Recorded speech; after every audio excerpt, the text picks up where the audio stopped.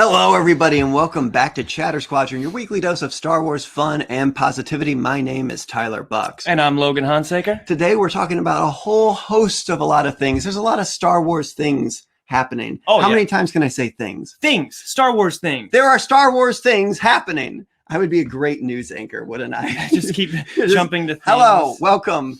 There are things happening in the city. Things are happening today. Right. There are things happening, though. Yeah, how about you tell the people of the city what's happening in Star Wars land? All the things. Yeah, so today we are going to start everything off with a Mandalorian recap from last night's episode of The Mandalorian. Tyler and I are going to give some of our thoughts. There are spoilers ahead, so just a shout out for that. Yeah, shout out to you, spoilers. Shout out to you, spoilers. You're coming up. Yeah, better get ready, spoilers, because you're about to be here. You're going to be here on our show. Speaking of The Mandalorian, check out this dope Mandalorian art behind us. It's gorgeous, isn't it? Ooh, it's from our good friends over at Acme Archives Direct. Is that you trying to be spooky for Halloween? Just like anything now is spooky. Ooh, look at this art. It's right behind us. Ooh. It's Halloween. Anything could be spooky. So I'll give that. But yeah, our over at Acme Archives Direct, they donated this. And if you like this, you can win it by sharing this video, and that will enter, which is titled Redemption. It's an amazing piece of art. They have a whole host of a lot of cool things at Acme Archives Direct. They're all Lucasfilm licensed. It's not like someone just ripped it off of someone's website and started sharing it. This goes straight to the artist. Amazing stuff. But like I said, you said, you can win it just by sharing the video and spreading the word about the Chatter Squadron. But what else are we talking about today, Logan? Share it out. And this one specifically, just to get in there, is by an artist, Chris Christodoulou. And I apologize if I butcher that name. I think you did an amazing job. Christodoulou. That sounds a very Star Wars name. Yeah. Later in the episode, we're going to be talking about Exegol, the terrifying origins of Exegol. We're also going to talk about terrifying terrifying organs. But yeah, we're going to be talking about Exegol because it is Halloween. We're trying to be a little bit spooky here at the studio, especially for the first episode. Hopefully it's not so scary that something goes horribly wrong during the first episode, like we get murdered or something. Like that could be cool. Like if someone murders Logan. Just right now. Not now, but I feel like you're willing it but to happen. Soon. But yeah, so we'll be talking about Exegol because it is spooky. We have a story that came out kind of recently about Exegol and the early days of it. So we're going to go over that. And then, Logan, you have a game for me. Oh, yeah, I got a game. I'm going to try to stump Tyler on a game involving quotes. And the name of the game is Trick or Treason, then. You got to get right up on the viewer. Trick or treason, then. Treason, then. But yeah, like we mentioned before, we're going to be talking about The Mandalorian, and it is spoiler heavy. So if you have yet to see the new Mandalorian episode, just divert your eyes for the next 15 minutes or so, and then come right back. And mute it probably too. Mute it so you can at least watch us. You can give your own commentary for what we're doing or saying. Right. But yeah, so the new Mandalorian came out. It's cool to see it back. I had a really good time just getting back into the excitement of it being here again. Yeah. Because we had the Clone Wars, which wrapped up earlier this year, and that was always something like, here comes more episodes and all this stuff. Right. So I would say the best part for me is that it's back. Yeah. And I get to walk around work going ba ba bum ba ba bum ba bum. Yeah. Ba ba bum. Right, walking around. Well, I mean, it is pretty easy to walk through and go. It is actually just give a little accent. Right. But I watched it first last night, and then when Logan got here to the studio, yeah, someone watched it without me. Then we watched it together. I watched it again, so we watched it together, and it was pretty cool to experience it with you, especially for the very last scene because I knew it was coming. Oh, and yeah. I was just watching your face. Well, as soon as you get that turn, and it's like, how did Jango Fett get his head back? Yeah, there's just stitches all right. He's just ahead. That would be very Halloween, right? The robot legs. But yeah, so we watched it. So we're not going to go through shot by shot of the episode. Could you imagine? But I think some of the best parts when it comes to like going kind of chronologically, I did like the underground fighting like ring that they went to. Yeah. It's always BA to see the Mandalorian kill a bunch of people in front of a baby. Just immediately. No, I like that too, because it gets into a lot more of the underground world building that we know is there. You know, we know it's there. We know that there's these, it has to be the underground fighting, but we've never got to see a lot of that stuff. You know, we're always kind of focused on a lot of the more, you know, the main character. What's this person doing? So I like that. We get a lot of these scenes where it can kind of take us into a little bit of like, oh, what's going on in the... I think it was also cool world building to show the Mandalorian is still the Mandalorian. Right. He has not, fatherhood has not softened him up. He is still going to hang someone upside down and leave him to be eaten alive by Mothmen, glowing-eyed monsters. Right. In the dark. But then this is something we talked about on the podcast that has yet to be released. I'm just remembering, because if you remember, we did our anniversary episode that's coming out this Tuesday.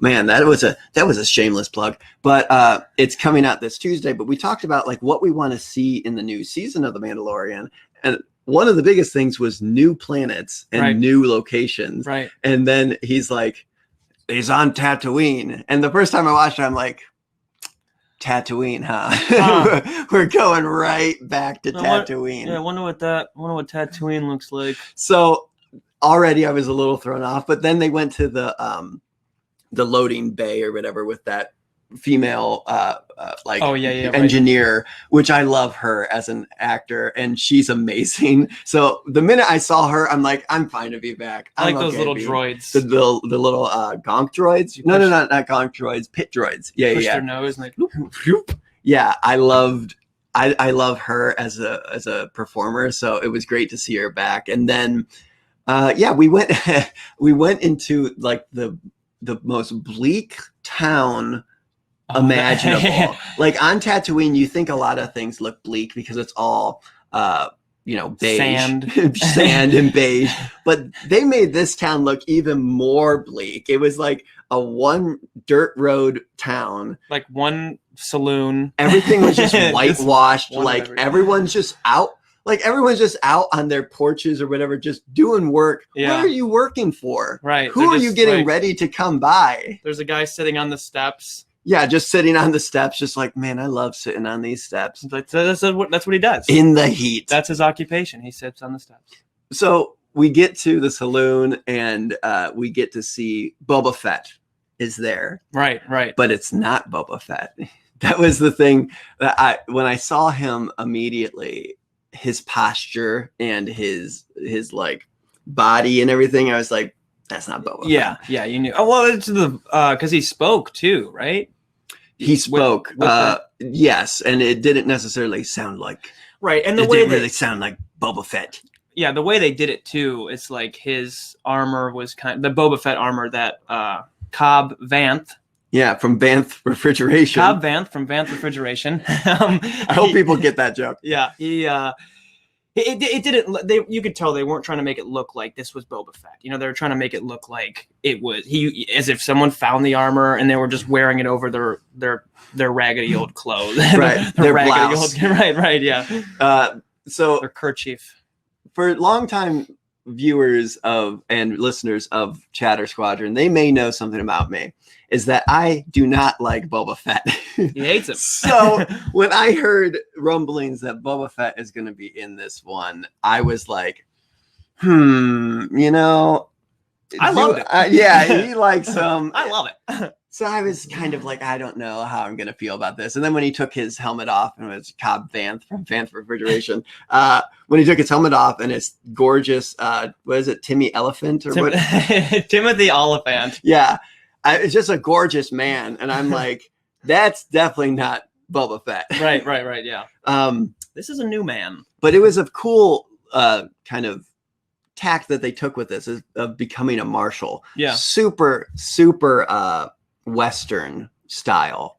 Which I love. That's the Mandalorian, I think, right there. You know, from season 1, episode 1, it's done that very good job of being that it's space and space western. You know what I mean? It's that Yeah, that's the scientific. Yeah. That's you putting two things a little together. bit of space and a little bit of western. It's Yeah. Which, you know, I love space westerns, Firefly, all those. You know, and I do. I love them. So this, I love all the space westerns. Firefly, just one. all of them. A lot of Empire stuff. A lot of Empire stuff to do. But if people want to know why I don't like Boba Fett, is because he doesn't do anything. He shows up, he stands behind Vader. Vader gives him Han Solo. He flies away with Han Solo. And then the next movie, he nods. And then he gets hit by a blind guy into a wall, into the Sarlacc pit. Yeah. He just looks cool.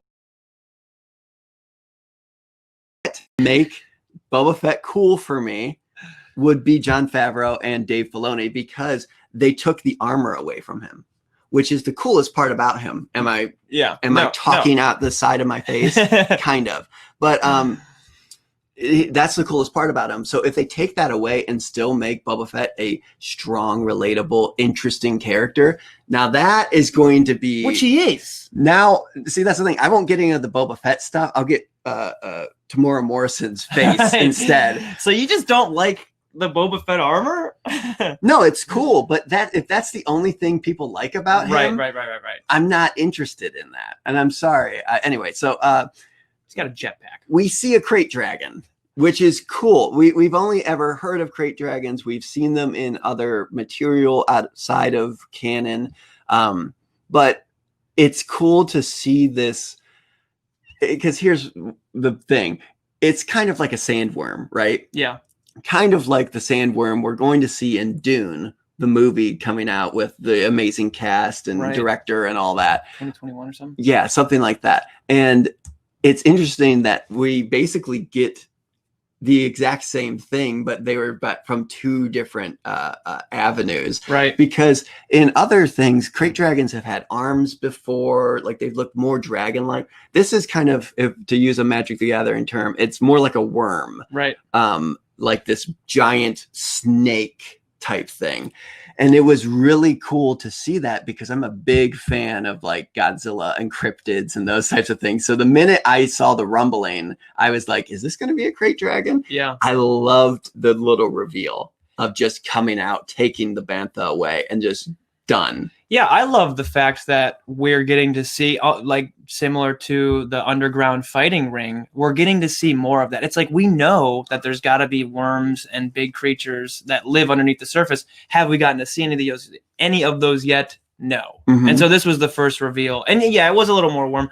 I like what they did with the face. I think was the most dragon. Yes-esque. Yeah. With the face and the big teeth and then they kind of did a little Jaws type thing with him going through the sand, and you see the spikes coming up first. Yeah. I don't know. I thought the it was spine of it. Yeah. It was really cool. And then they jump on their speeder bikes. Ooh. And I marked out a little bit when I saw Cobb Vance from Vance Refrigeration's speeder bike, because it's a pod racer. Yep. Oh, I was like, that is such a great idea. And I love it. It's just in the background. No one draws attention to it. No one ever says, hey, look at this speeder. This is definitely one half of the engine from Anakin's speeder. Right. But it is. Right. I love it. I love the detail. Well, that's the thing. I would love to know at some point if that is the exact other engine of it, or it has to be. Or is that you're gonna bet the farm on that? I'll bet the force on it.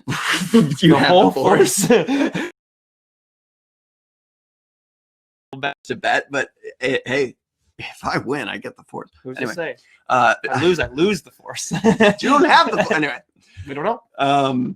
But no, so that was really cool. I loved the kind of design aesthetic of that, of kind of like him in the sidecar. Yeah, because it was off on it. Yeah, right. And then we get the Sand People stuff. I love what they've done with the Sand People being have more character now. They aren't just complete savages. We saw them in the first season of The Mandalorian, and they did the whole sign language thing, which I think is absolutely amazing. Yeah, a lot of people use sign language, and a lot of Star Wars fans use sign language. So even though it's not like representation. Right. It's still like it's a very cool way to integrate it into the universe. It's in the universe now, and I thought it was a good kind of play back and forth. And then the Mandalorian does this to a lot of people, where he'll just do things and just let the ramifications happen, where he signs up the whole town to help take down the worm. Right. But like, he knows he could kill anyone who disagrees with him. So he just does that. There's no option. Cobb is mad about it. And Mando, you can just tell from his face, non-face, that he doesn't care. Yeah, he's like, I signed you guys up. Yeah. It is what it is. What are you going to do about it? Vanth. From Vanth. You're going to throw a refrigerator at me? Are you? Because that's my weakness. Yeah, people throw those at me. And it's like, hey guys, we got to go do this. And I'm a big fan of extras who have to do a lot. Right. Because the extras in that scene had a lot of ups and downs. And just the facials of some of the people being like, oh, like, I think that's when the Mandalorian, or when Cobb was like, so the Mandalorian wants to take the armor back. And they just have that one shot of that one guy going, yeah, oh, this guy. Yeah, I know. It's so like, oh. He wants his armor back. But he like rolled his eyes like it happens all the time. Yeah. Like, oh, this again. Oh, another one of these guys coming through town, wanting their armor back, signing us up to go fight a dragon. I'm going back to the stoop. Back to the stairs. Let's go, everyone. Clear out. So yeah, and then they do the whole getting all the explosives together. You got Butterfingers, Mickey, the one Tusken Raider. Oh, where does it go? And then he's really mad about it. I mean, I know they're like savages, but still, it's like, dude, why would you do that? And he's mad at the guy for yelling at him. Yeah, but it's like, dude, you dropped a bomb. Well, yeah. Well, also. That was funny because it's like whether you like someone or don't like someone, anyone can recognize an accident. So when it's like, why did you drop that? It's like, well, clearly it was an accident. You cannot like the guy, but stop slamming it down. Yeah, in a fit of rage. Tusken Raider's like, yeah, that's where that goes. With authority, just bam, throwing it down. Okay, so yeah, they go to the if you guys can't tell, I'm pulling this all from memory. They go to the big worm. Once again, they send the sand people out to get the worm to come out of the cave. Well, that's what I said. Is like, how did they get the second guy to go out? You know, you had the first guy go out there with the original plan, and then they sent 3. Yeah, the dragon ate the guy, ate the man instead of the bantha. Right, the man. And then the next time they're back out there, they just have another guy go. And I'm like, very persuasive. I think that's the thing. If they are going to be the ones to go out and scream into the cave, they can drop as many bombs as they want. Right, yeah. If they're gonna, that's the same guy. If they're gonna willingly go out there and do that, not say the townspeople have to do that. It's like, you know what? You can throw the bombs wherever you want to throw them. That was his punishment. That was the guy who dropped the bomb. They were like, I'm telling you, there was 3 of them though. Oh, the second time. The second time. Okay. That's why I don't understand. Like, you send one guy out, he gets eaten, and then you get 3 guys to go out after that. Well, he can't eat all 3. Actually, I think he probably can. His mouth's not big enough for all 3 of those, right? Is that what they're talking about as they're walking to the cave? Hey, they can't eat all 3 of us, right? Like at least one of us will get back. It's like no. No, like how big can it be? And then it just dawns on them right as you hear it. Right. Wait, they can eat all 3. I guess they had to have 3 of them to be loud enough to wait. Anyway, so they do the whole thing. They try and get the worm out. They try and blow it up. It doesn't work, which I don't know how exactly that happened. How it doesn't work? Because they said its stomach was the only weak spot, and it got on the stomach, and they blew it up, and yet it was fine. Right. It's like, it was a lie. Yeah, it was a lie. The stomach was a lie. Turns out the sand dragon was the only one putting out that information of its belly being weak. Putting out fake news about itself. Go for the stomach. Yeah, my belly is definitely the worst. It's like the strongest. It's like he shows up. He's got like a worm 6-pack. Go. Yeah. He just flexes it off. He's just like, he has arms now. Yeah. but yeah. Yeah. Oh, yeah. He was on Talk top. about Godzilla-esque type thing, because now it's just like this. I was waiting to hear just a big cry. Now, Right. was the acid that was, or the spit, the Mhm. spittle that was coming out of his mouth, was that acid? That's what I was getting from it, or was it? I mean, just I would assume, I don't know what else would burn people alive, but I never got okay, and then that's me. I never got like I'm such a visual person. Like I never saw anyone physically being like melted. Not that I want to, but you know what I mean? It's just like you just see it and then it's like, was it acid or was it just kind of like gross slime stuff? Because it also, I mean, he I came think up it's both, covered with it. but both acid and gross slime stuff. Acid doubles as gross slime. Got it. Yeah, Good to so know. You're catching on. You're catching on. Good. Right. And then yeah, Mando gets eaten. Yeah. And then credits roll. Yeah, and and that's it was a good first or second season. I don't know what they're gonna do for the third one because he's gone. He did not come back. You just follow Baby Yoda flying the Razor Crest. Yeah. Just Cobb Vance isn't gonna take care of that child. He's too busy taking care of the stoop guy. Cobb Vanth, he's like, well, yeah, I didn't inherit this child. Send him on a ship. Let him go. Sure, he told me to take care of him, but I don't know how long that's supposed to be. What? This thing lives 900 years. He's gonna outlive me. Take care of this thing for the rest of my life. I couldn't even if I wanted to. So yeah, and so they kill the thing. The Tusken Raiders have like an egg. I don't know what it is about people on Tatooine or like Jawas, sand people who love eggs. They love eggs. At first, I thought it was an eyeball, but that's, you know what I mean. That's what it is, an egg. I think it was an egg. Why would they want the eyeball? I don't know. Oh, nice. Oh, you stupid idiot. I don't. I would want an eye. I mean, if I slayed a sand dragon, I would want an eyeball. It wouldn't stay good. Yeah, you have to preserve it. that would go bad, I think, in a week. I think the worse it got, the better it would look. Cool. Okay, I'm getting some intel from our GetVokl chat that it was a dragon pearl. Oh, So it was a pearl. So wait, that's cool. so crate dragons are half dragon, half snake, half clam. Yeah, right. And there's so much that, which actually, I mean, that adds up. That's true. Yeah. I mean, I was wondering that, and I would love to see like a visual dictionary where they explain kind of how the crate dragon works when it comes to that, because it's swallowed a lot of sand. Right. So does it have like Just sand gills to right. shoot the sand out, or does it all just condense into a giant pearl like that? Also, how long was that pearl in there? Is that all the sand from its whole life? Its whole Just life, one man. pearl. And also, Beautiful. if that is a pearl, it's pretty big. That Tusken Raider has some mad upper body strength, because he just lifted that pearl over Just his like, head. Right. That's up. got to be like solid, like stone, basically, right? Also, they're just rich now. That's like, a good they point. can retire. They can- You know what I mean? Like, Finally, no more sand people. like it's just huge. That's the biggest pearl I've ever seen. No more sand people anymore. They all retire. They moved to Naboo. They take their steps. No, that was That's the other people. So yeah, that's the end of like the story, and they go.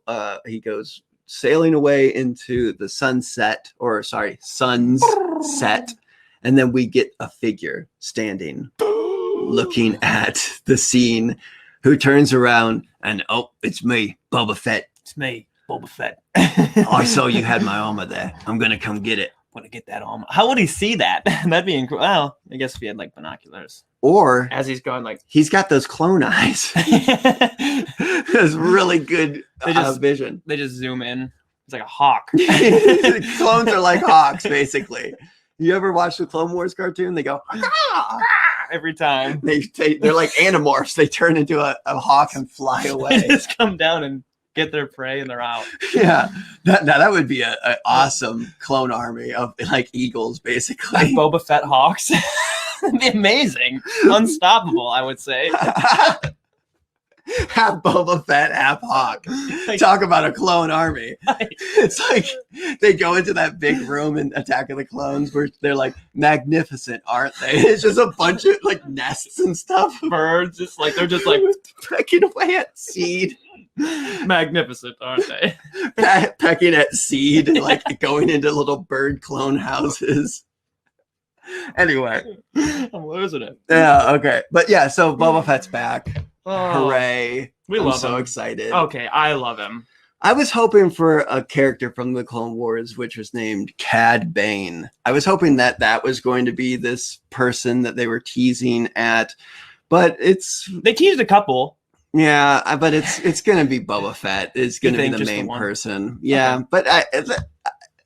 But the thing is, what is his motivation? Is it just to get his armor back? I would love if that's what it was. As soon as he gets it, he's just out. Yeah, he just leaves. Like very elaborate the entire time. Yeah. And then he just gets it and he bounces. He's like, oh, thanks. The last episode, he finally gets in, just like, okay. All right, cool. Thanks for that.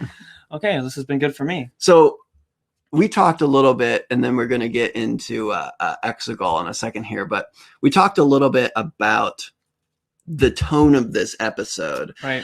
And I guess I'll say this first is this felt like a middle episode to me. And I don't know if people are going to throw me out a window for saying that, but it felt very much, yeah, there's one back there. It felt very much like one of those episodes we got, like with the glowing blue shrimp with the ATST in the first season and that type of thing. Episode 4.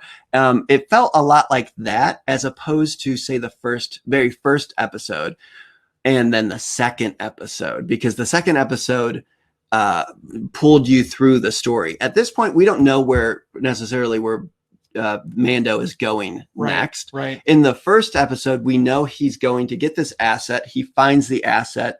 And then we know he has to go back with this thing. And what's he going to do? Where we kind of stand now is just, okay, he's still looking for sorcerers and Mandalorians, and Boba Fett's there. They defeated the Sandra. You know what I mean? Right. Like that happened. Boba Fett's here. So other than you're right, Boba Fett having to be such a large part of this, because that is the only setup. Not the only setup, but you know what I mean? That's the only large setup that I think we got from the first episode, because it followed a similar structure to, I think, a couple of the episodes from last season, like we said, where, you know, he goes to this town, we meet new characters, we meet the town, he needs something from them, they need something from him, they come together, they do the task, he's on his way. You know what I mean? Very set up, down. Now we might revisit him, and we have in the past. So yeah, I think we'll see Cobb Vanth. Right. From Vanth Refrigeration. Again, I think we will. I would love to see what he does without the armor. Right. I want them to do something where he puts together like some of his own armor in some type of way. He just loses all confidence. He's on the stoop with the guy now. He's sweeping the stoop behind him. He's just like, without the armor, I don't have any confidence. Like, I can't fight anyone. As soon as I put that helmet on. It's played by a completely different actor, too, who looks like way less attractive than he does. He just goes down. Right. It's just like totally different person. It's like, with the helmet off and the amazing. Like within minutes, this starts. It happened. This starts within minutes. My metabolism just stopped. It's immediate. I went downhill big time. And I'm not good in the heat. Din doesn't even recognize him. Right. No, seriously. I'm looking for Cobb. No, it's me. It's me. I am What Cobb. if he looks like the bartender? Right. He just like he turns like into the scaly person. There's just 2 bartenders now. He's helping him out. He's a bar back. He's just scrubbing the glass. It's like, you're not keeping the town safe. No. But I am excited for the next episode because I think we're going to start getting more and more story. Yeah.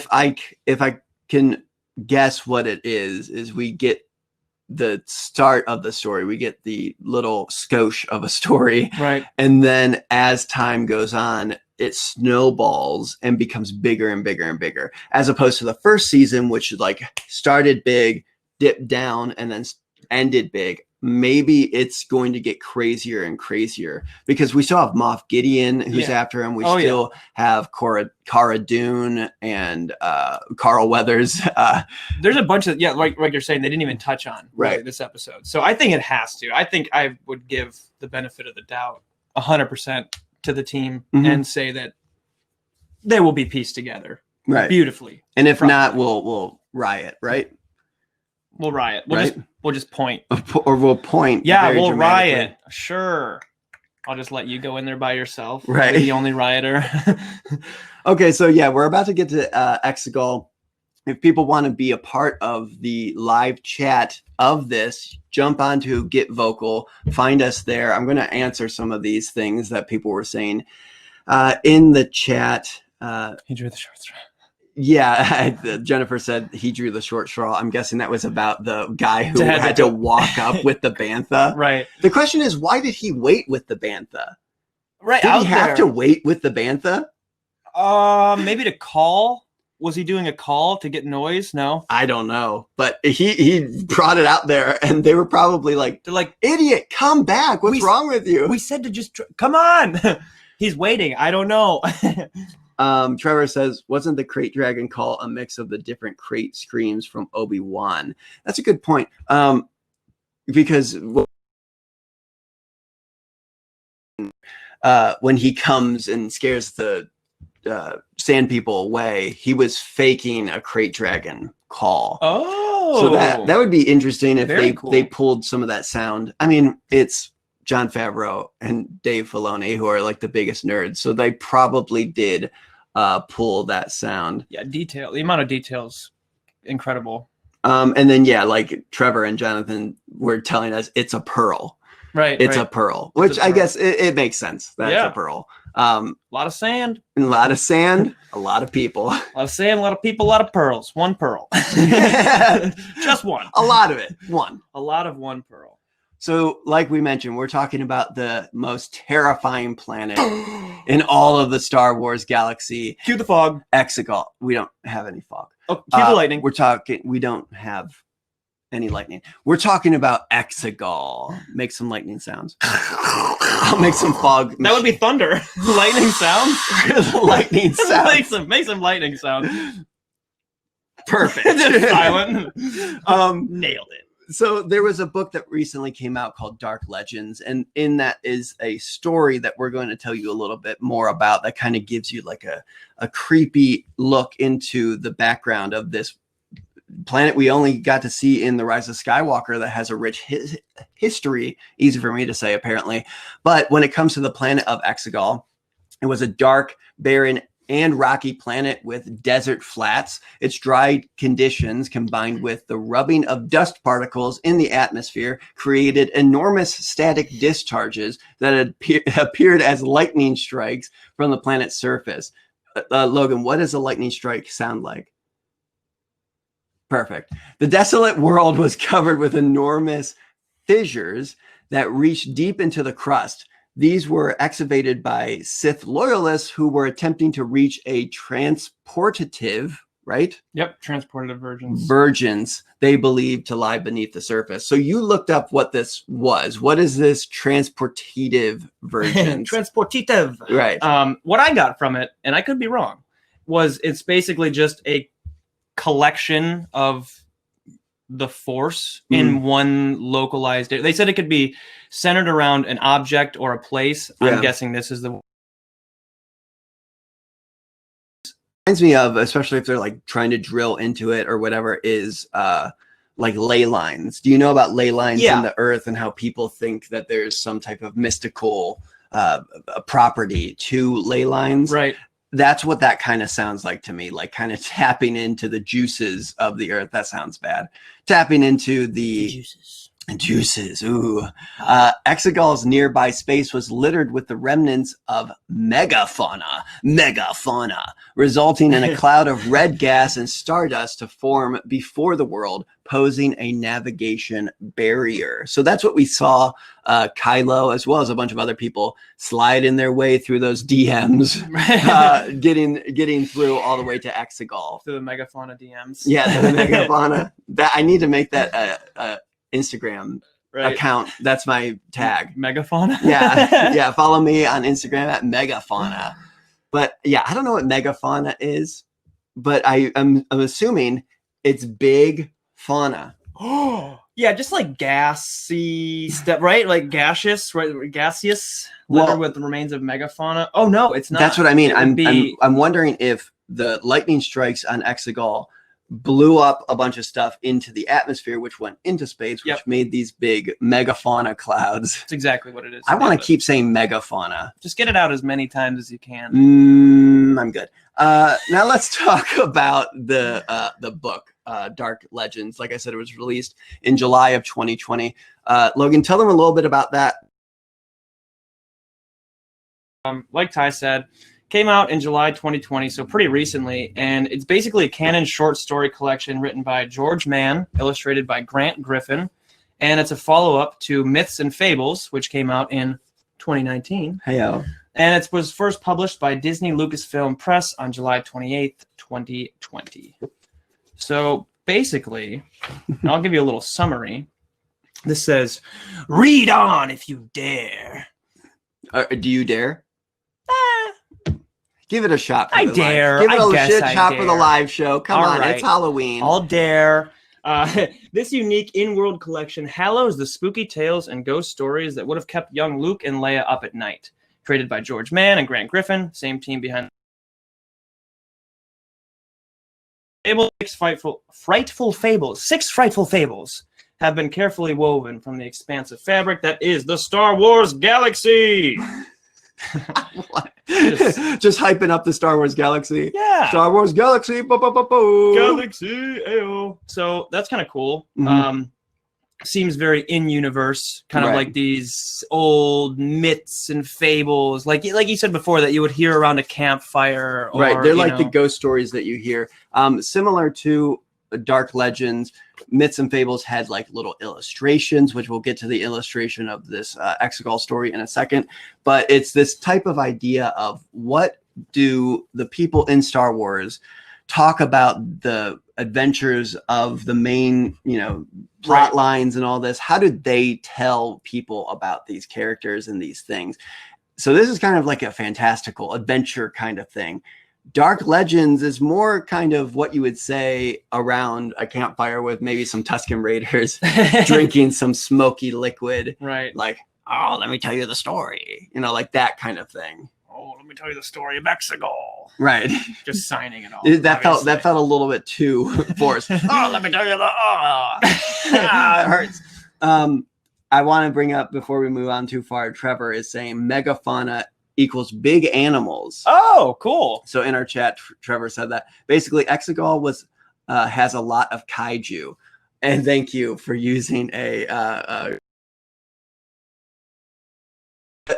so the gases that were being released into space was what Godzilla farts. Yeah, that sounds about right. That makes sense. Many of them. Many Godzilla farts. So That's why they were red. this is one of the stories. This is one of the stories from the novel, and it gives an eerie peek into the spooky world of Exegol.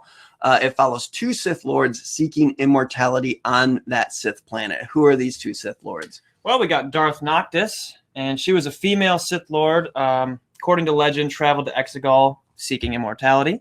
They always are doing that. They're always just trying to seek that immortality. Yeah. What's with that Oh, immortality? hey, what's with Sith and immortality? Is this thing on? And then we have the second character in this story is Darth Sanguis. And he's a male Sith Lord who traveled to Exegol, again, to learn the secrets of immortality.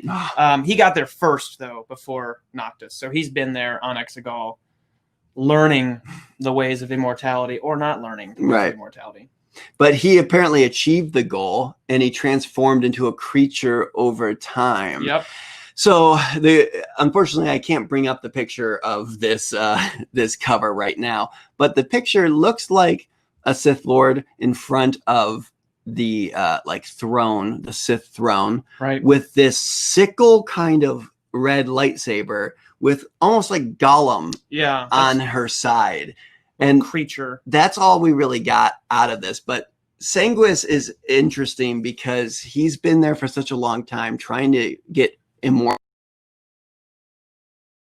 because it just sort of kept him alive, but not necessarily in the best way possible. Right. Logan, this is from the book, giving the description of Sanguis when they kind of first see them. The wretched thing exposed by the crimson light of her blade presented no threat, for it was a broken, stooped creature, the remnants of what had perhaps once been a man, but was now little more than a feral beast. Its spine was twisted at an unusual angle, causing it to hunch forward so that its left shoulder dipped almost below its knees. Its flesh was pale and translucent, shriveled and wrinkled so that its immense age was evident, but unreadable.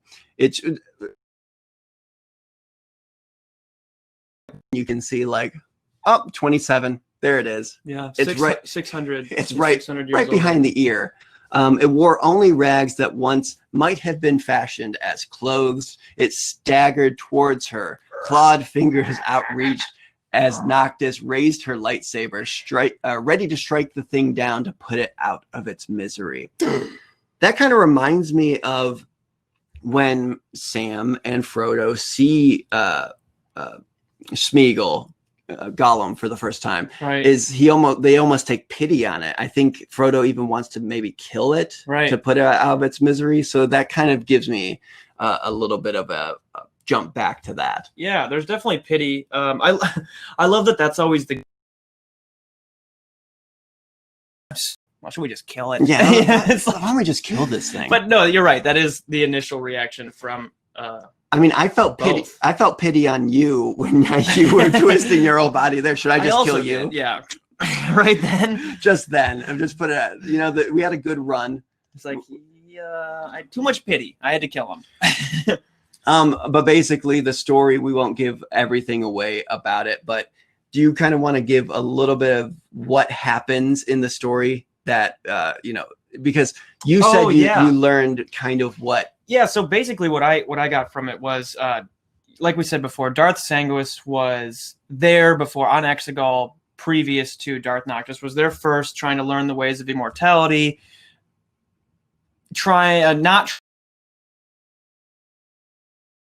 and then Darth Noctis also shows up to Exegol at a later time, again seeking immortality, and kind of goes to the surface, because that's what they always said, those fissures, they kind of travel down to the surface or the core, and discovers Sanguis's lab, discovers the notes, all of basically the procedures of finding immortality. So Darth Noctis then kind of starts going through, I think it even said, I might be lying here, but it said maybe it was like a 3-day span or something like that of what it took to go through the procedure, ends up sacrificing Sanguis in the process to basically complete this, as those Siths do, right?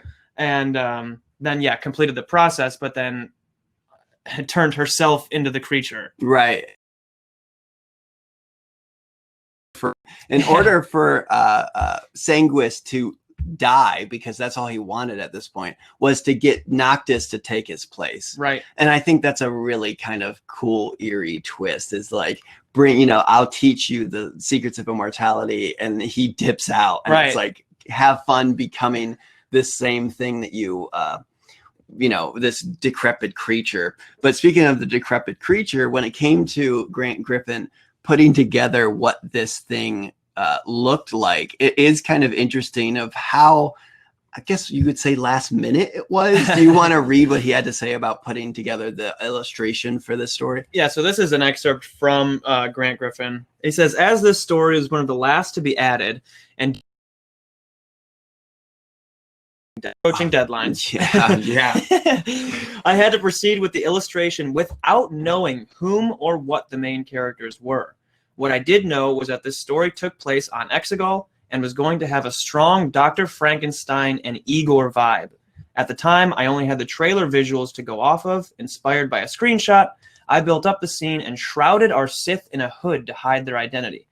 That's a good way. When you don't know who the person is, hood. Big old put hood. Them in a hood. Just put the hood on. Put them in a helmet, in a hood, over a blanket over them.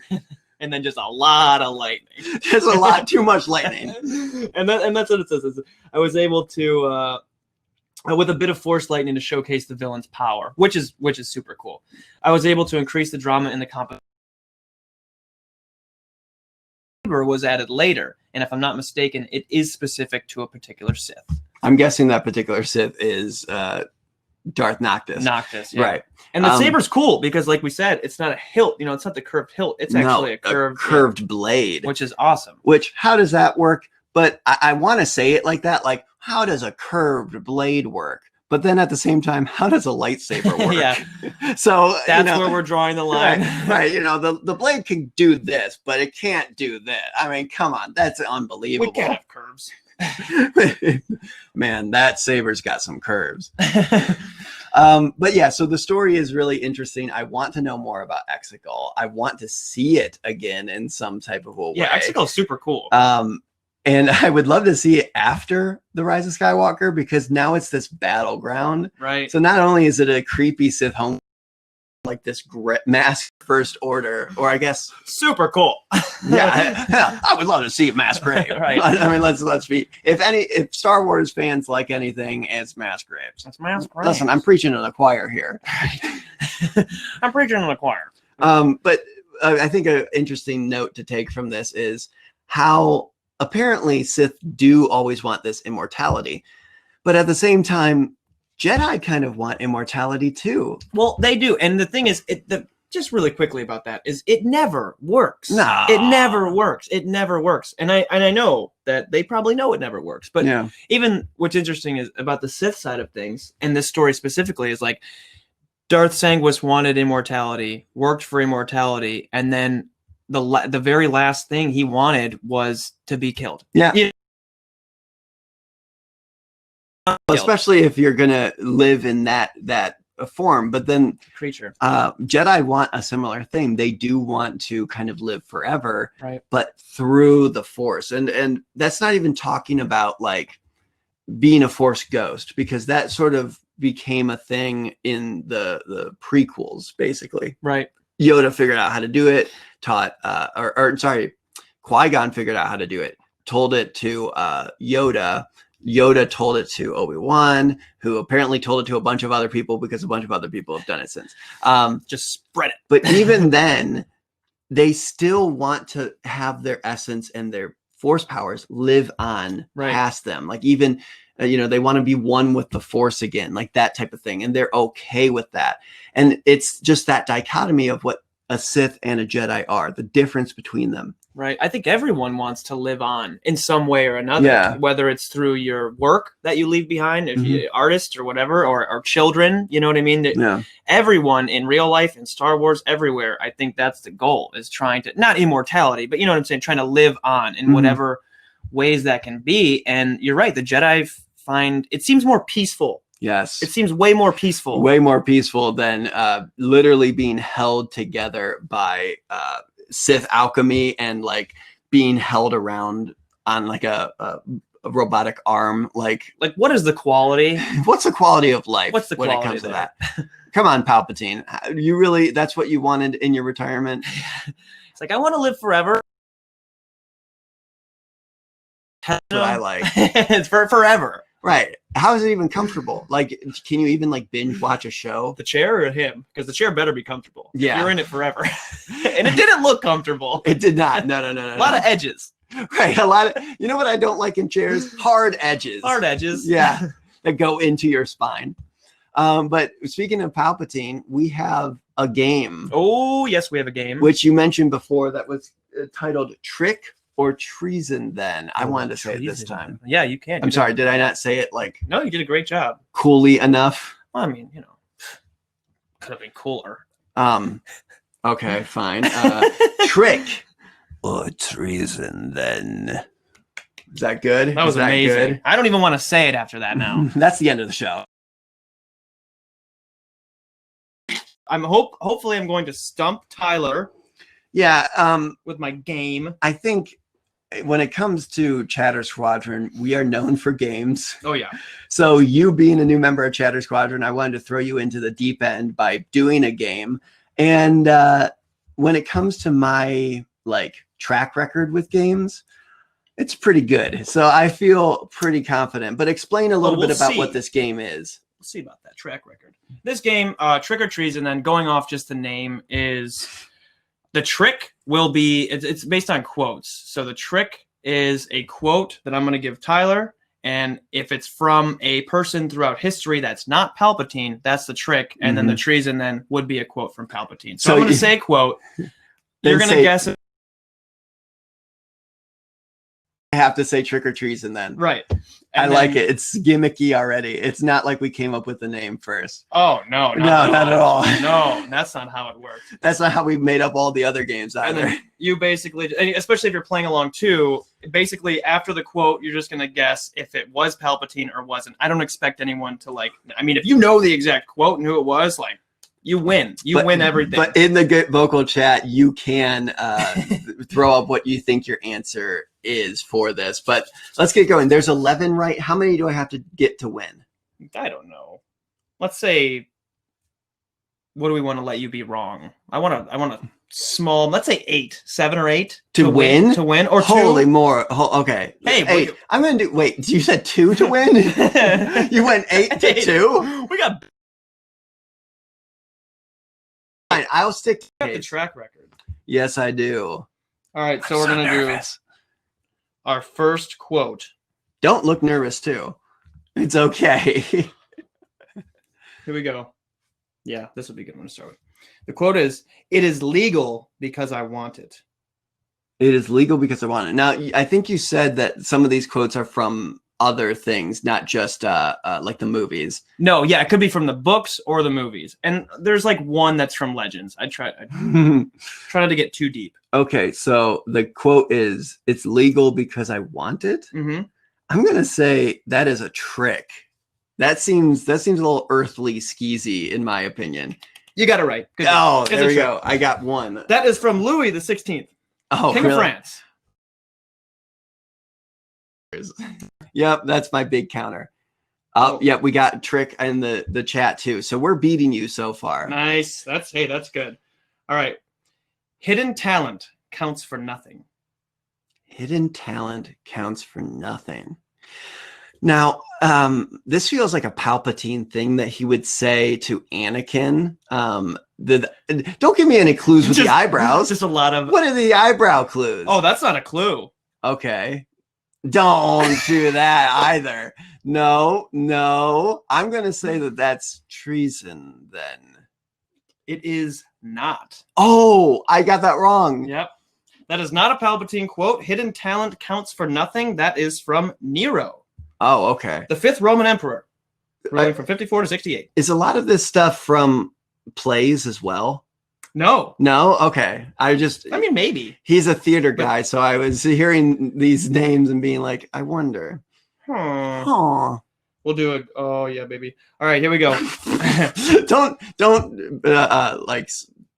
have pet names for your computer on the show, please. Here's a hard one. Okay. Execute Order 66. I didn't think I was going to be able to say that one with a straight face. I'm glad I did. Okay. We don't have to count that one. No, I'm counting it as a correct one. Please. Thank you. I need all the help I can get. Take it where you can get it. That's treason then. We'll do. Underlings should always be uncomfortable in the presence of their superiors. Underlings should always feel uncomfortable in the presidents in the presence of their superiors. I that feels like a very imperial thing to say, like an empire type thing. So I'm going to say that that's treason then. Nailed it. There we go. That is 3. A Palpatine quote. It's and I from am Lord of the Sith. Oh, good. Yes. Yeah. I am counting that Order 66 one. Which, by the way, what was that quote from? Order 66. Order 66 was from... what are you asking me what movie it's from? Yeah. Revenge of the Sith. There we go. I don't know why you think. Well, I was like, is that the only time was that the only movie that it was said? Oh yeah, it was, because that's when everything went down. Let's keep the quiz going because I'm losing blood in my hand. Ooh, okay, here we go. Have I played the part well? Then applaud as I exit. Oh, that is a trick big time. It's a trick. It's a trick. That's from Augustus. First emperor of Rome. A lot of these are also emperors. No. No, seriously, they are. I didn't like. So yeah, is this the emperor or an emperor? So 4. I'm halfway there to winning. Wait, you're counting the Execute Order 66? I said that several times. Here we go. Here's it. I don't want to live as ordinary beings live. Oh. I mean, who does? Number one. Who wants to just sit on a stoop in a sand planet? Everyone on Tatooine. Burn.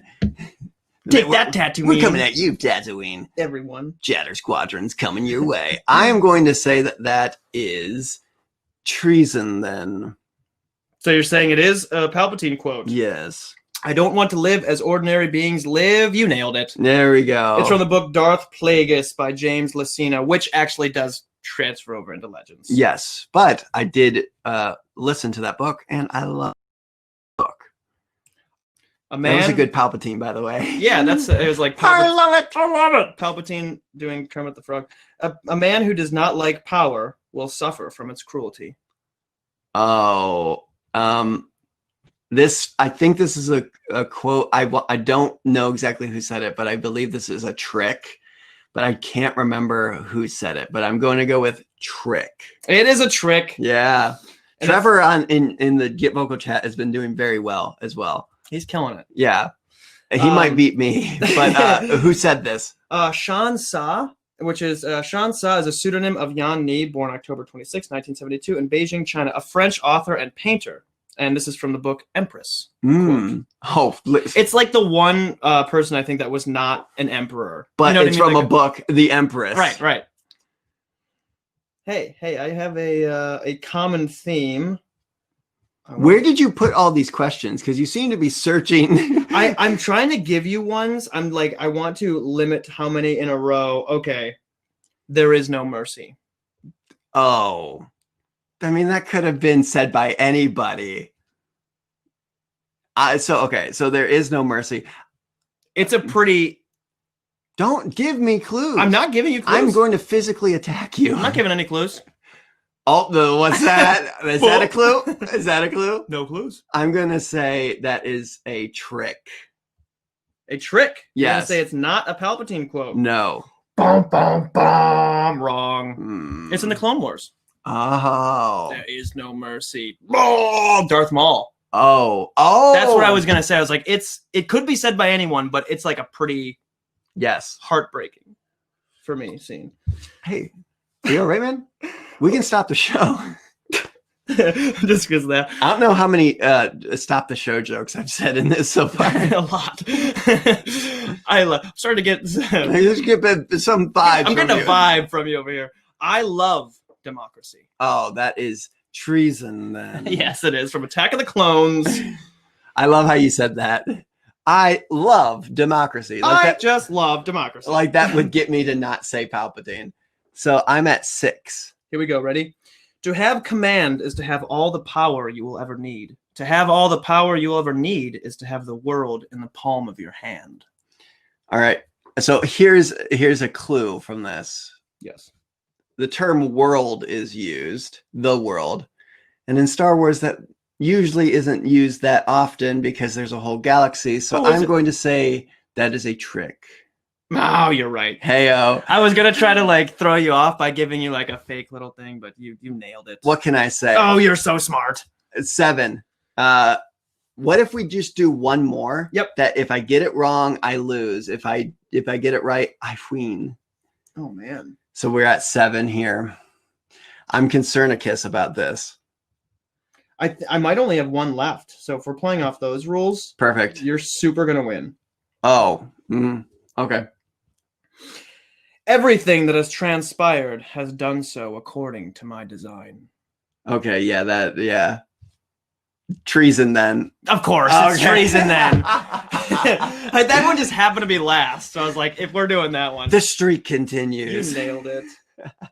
Yeah. Well, like I said, you kind of kept with the Chatter Squadron rhetoric of doing quizzes already. So, and you winning them. I won. I will do a quiz for you in a future episode, and we'll see how it goes. Maybe it'll be less spooky centric. Maybe I'll get 100%. I don't know. But I appreciate everybody being here for the first live show from Chatter Squadron. Oh yeah, and Halloween. In the spirit of the first live show. What's this? What? I do have a present for you. You have a present for me? I do. I do have a present for you.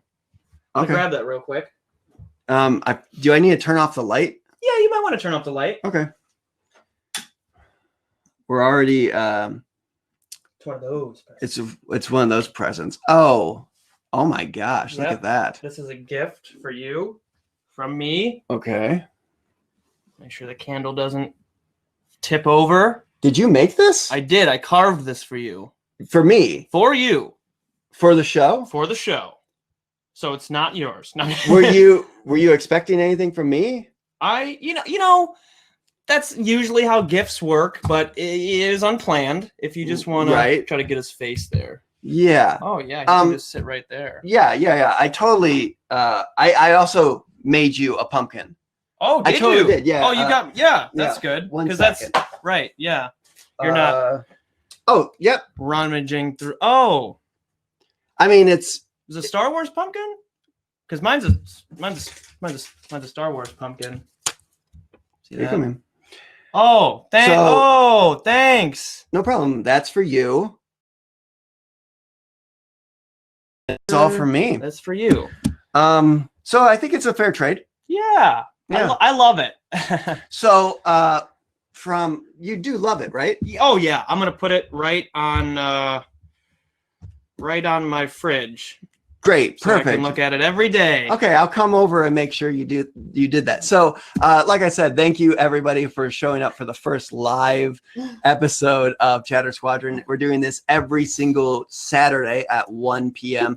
on GetVokl and on our Facebook and YouTube. You can watch it there. You can watch the VOD version of it. I mentioned before that we have one final audio podcast, which was me, Johnny, and Calhoun, the first people who put together Chatter Squadron, a 3-year anniversary episode that's coming out Tuesday. And let's not forget that you can win that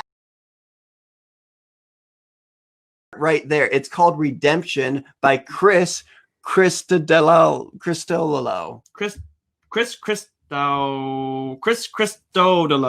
There it is. I ruined it. We are so sorry. Christodoulou. Thank you so much. So yeah, you get a certificate of authenticity because it's actually from Lucasfilm. You get this licensed art. You have the certificate of authenticity, and it's amazing. It's beautiful work. The hype for Mandalorian is high. So if you want to litter your walls with Star Wars things, get it from the best in the business, Acme Archives Direct. So what you have to do is share this video on Facebook. Share it on Facebook. You can share it a bunch of times, maybe space it out if you want, but that enters you in. And at the end of the month, we will pick someone at random to get that art. Right there. Check us out on all our social medias, Instagram, Facebook, YouTube, Twitter, Chatter Squadron on everything. And if you want to be a part of the Chatter Squadron and rise the ranks, you can go onto our Patreon, patreon.com/Chatter Squadron. You can squad with the squadrons. We play squadrons together on Discord and chat while the game is going. So feel free to check it out over there. But from myself, Darth Maul, Logan, and my Star Wars. Don't forget that. Yeah, you love that, right? I love it. You love it, right? Yeah. You love it? I love it. Okay, we'll see you guys next week. Goodbye. Goodbye.